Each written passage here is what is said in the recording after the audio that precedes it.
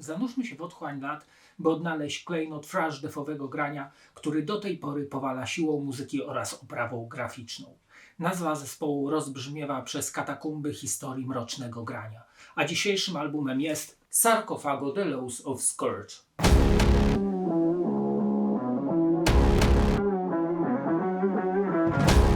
Sarcophago powstają w 1985 roku w brazylijskim Belo Horizonte. Założycielem był basista Geraldo Minelli, który do współpracy zaprosił pierwszego wokalistę Sepultury, Wagnera Lamourera. Zespół uchodzi za jeden z najbardziej wpływowych, który odcisnął swoje piętno na przykład na rozwoju black metalu. Już sama okładka debiutanckiego albumu INRI uważana jest za wielką inspirację dla makijażu corpse paintingu. Zespół czerpał w swojej muzyce z dokonań takich kapel jak Bathory, Celtic Frost czy Slayer. Chcieli być najbardziej ekstremalni i agresywni, jak się tylko dało. Pierwsze nagrania grupy ujrzały światło dzienne w 1986 roku na splicie The Warfare Noise. Tam zespół umieścił swoje ekstremalne nagrania Recrucify, Black Vomit oraz Satanas.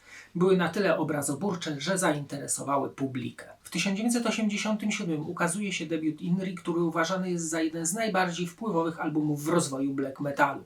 Zaś perkusista Diddy Crazy jest pionierem w użyciu rozbudowanych blast beatów. Okładka prezentuje jedną z pierwszych wizualizacji black metalowych. Skóry, ćwieki, pasy z nabojami oraz zdjęcie zrobione na cmentarzu w corpse paintingu. W 1989 wychodzi epka Rotting, której to okładka szokuje, na której ponury żniwiarz liże twarz postaci przypominającej Chrystusa. Tu również nastały zmiany w stylistyce zespołu, wchodzi crossover oraz thrash. W 1991 ukazuje się płyta The Laws of Scourge, uważana za rewolucję w stylistyce zespołu. I o tej właśnie płycie chciałbym powiedzieć parę słów. Pamiętam, jak w latach 90. znajomy podrzucił mi kasetę z tym materiałem. Już sama okładka wyrwała mnie z butów, nie mówiąc o muzyce. Ale powiem wam, że teraz te dźwięki jeszcze bardziej do mnie przemawiają niż kiedyś. Zresztą jest to najlepiej sprzedająca się płyta zespołu, co mnie wcale nie dziwi. Płyta dostarcza słuchaczowi więcej różnorodnych doznań muzycznych niż wcześniejsze dokonania grupy. Kompozycje są ciekawsze, riffy bardziej urozmaicone. Słychać, że muzycy poprawili swój warsztat muzyczny. Jest to zaawansowany technicznie death thrash metal oraz ostatnia płyta zespołu, której towarzyszył żywy perkusista. Mimo że album jest muzycznym krokiem w przód, w niektórych frazach, czy to wokalnych, czy to riffach, słyszę stare Sarcophago. To dobrze, ponieważ rozwój jest siłą przeszłości. The Laws of Scourge balansuje między brutalnością, techniką i energetycznymi solówkami thrashowymi, czyli muzyką pełną agresji, oraz bardziej ambitnymi kompozycjami w średnich tempach, w których pojawiają się klawisze, gitary akustyczne, znacznie rozbudowując klimat albumu. Chłopaki przestali chcieć grać najbardziej ekstremalne odmiany metalu. Słychać, że muzyka stała się bardziej poważna, zaangażowana, że mają coś do powiedzenia. Teksty odeszły od satanizmu, przyjmując bardziej realne tematy typu prostytucja, morderstwa, ciemna strona życia czy samotność. Wokale Wagnera są bardzo emocjonalne i przejmujące. Raz są ostre, raz mroczne, raz znowu krzykliwe. Co jakiś czas pojawiają się monumentalne momenty w marszowym rytmie z klawiszowym podkładem, który swoją stylistyką przypomina drugą falę black metalu. Niesamowicie fajnie urozmaica to thrashowo-defowe riffy. Partie perkusji są proste, jednak blasty wykonywane są z precyzją, przejściówki są luźne, jakby były improwizowane. Produkcja jest ukierunkowana na death metal, jednak z tym oldschoolowym sznytem i do tego bas jest słyszalny, co bardzo podnosi jakość nagrania. Sporo jest tu też świetnego riffowania, uderzającego jak młotem kowalskim w stylu jak w Crush, Kill, Destroy.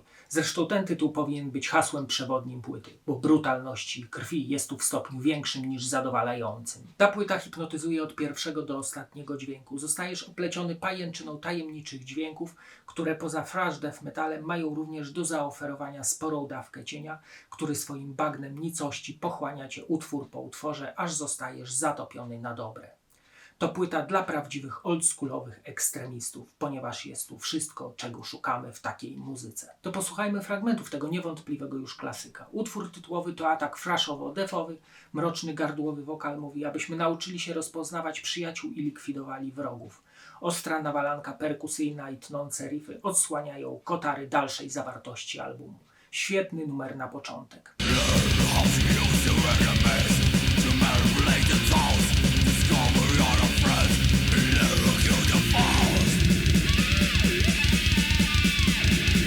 Midnight Queen, akustyczny, balladowy, przejmujący wstęp, mówi nam, że nie będzie to szablonowy kawałek, po którym wchodzą walcowate riffy i piekielny wokal Wagnera. Następnie dołączają molowe klawisze, zaś refren jest krzykliwy, po którym występuje fraszowe melodyjne solo. Utwór opowiada o krótkim życiu, teraz byśmy powiedzieli seks workerki.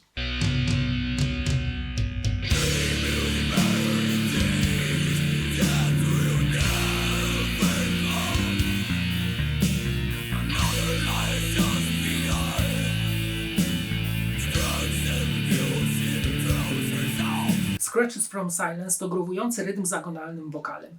Riffy są proste, ale jakże przepełnione metalową furią do szpiku kości. Występują również syntezatory, jakże zaskakujące i krótkie.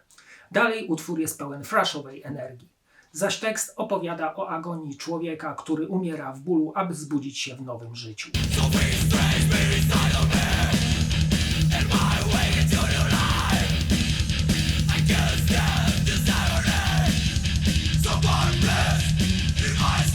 Secrets of the Window. Tu ciężar wylewa się powoli z głośników jak smoła, oblepiając wszystko wokół.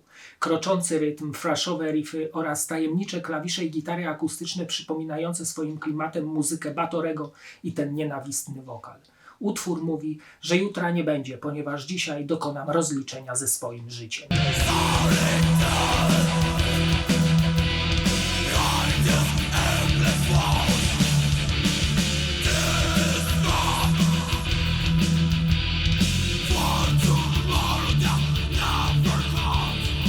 Czas przyjrzeć się okładce i wkładce. Okładka należy do tych ikonicznych w świecie metalu. Jest na niej postać, a raczej trup postaci z jednego z utworów na albumie, czyli Midnight Queen, wykonana przez Kelsona Frosta. To martwa, młodociana prostytutka z rzemieniem zaciśniętym na szyi. Widać, że za życia była bardzo ładna i szybko skończyła swój marny żywot. Leży na dywanie pełnym róż, co pewnie ma symbolizować młodość. Na szyi widać odwrócony krzyżyk jako medalik. Na górze logo zespołu, na dole tytuł. Okładka jest jedną z tych, które bardzo przykuwają uwagę pomysłem oraz wykonaniem. Jest świetna. We wkładce na jednej stronie foty zespołu, logo oraz teksty wypisane czerwoną czcionką na czarnym tle i tytuł albumu oraz okładka. Na drugiej rockowe foto zespołu na cmentarzu, dalej informacje gdzie i kiedy nagrano album, kto był producentem, fotografem i tym podobne. Dalej skład nagrywający album, logo, tytuł albumu, teksty poprzeplatane kilkoma fajnymi fotami z epoki. Na płycie CD umieszczono twarz dziewczyny z okładki, logo zespołu i wydawcy, a na dole tytuł.